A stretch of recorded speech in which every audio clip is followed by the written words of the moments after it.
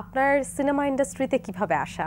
ইন্ডাস্ট্রিতে আসা আমার হচ্ছে গ্রুমিং এর মাধ্যম দিয়ে এবং থিয়েটারের মাধ্যম দিয়ে। আচ্ছা। তো আমার ফার্স্টে হচ্ছে আমি থিয়েটার মাধ্যম থেকে আসছি। তো আমার ফার্স্ট ছিল এটা একটা নাটকের মাধ্যমে। আচ্ছা। এটা ডিরেক্টর ছিলেন মাইনুল হাসান খোকন ভাই। তো নাটকের মাধ্যম দিয়েই হচ্ছে আমার মিডিয়াতে হচ্ছে পা দেওয়া। তো এরপর আস্তে আস্তে আমি হচ্ছে এইভাবে আগাইলাম। নাটকটা আমি আরো ৩-৪ বছর আগেই অফ করে দিয়েছিলাম, বাট আমার থিয়েটারটা কন্টিনিউ ছিল। তো এখানে শিল্পকলায় আমার ওস্তাদ ছিলেন হচ্ছে আশিস খন্দকার স্যার। তো এভাবেই হচ্ছে আসলে একে একে ধাপ করে হচ্ছে এক একটা পর্যায়ে পরে শেষ করে হচ্ছে আমি এত দূর আসতে পেরেছি আপনাদের ভালোবাসায়।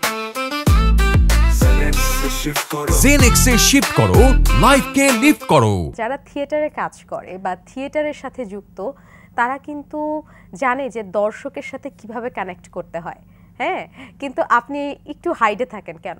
এটা হচ্ছে আমার এক ধরনের ভালো লাগা। আচ্ছা।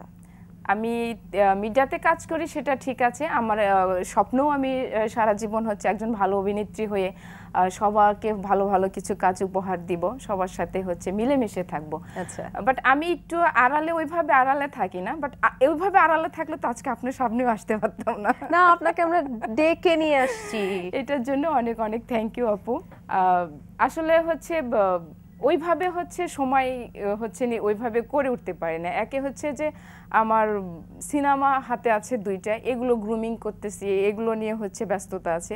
পাশাপাশি হচ্ছে ওটিটির একটা কাজ হচ্ছে মোটামুটি ফাইনাল হয়েছে, ওইটাতে মোশাররফ ভাইয়ের সাথে।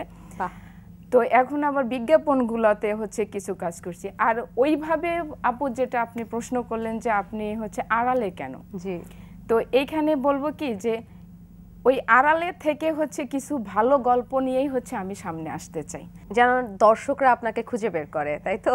না, খুঁজে ওইভাবে বের করতে হবে না। আচ্ছা, ভালোবাসা, সম্মান, সবাইকে নিয়ে একসাথে থাকতে চাই, ভালোবাসা দিয়ে আগাতে চাই, ভালোবাসা নিয়ে বাঁচতে চাই।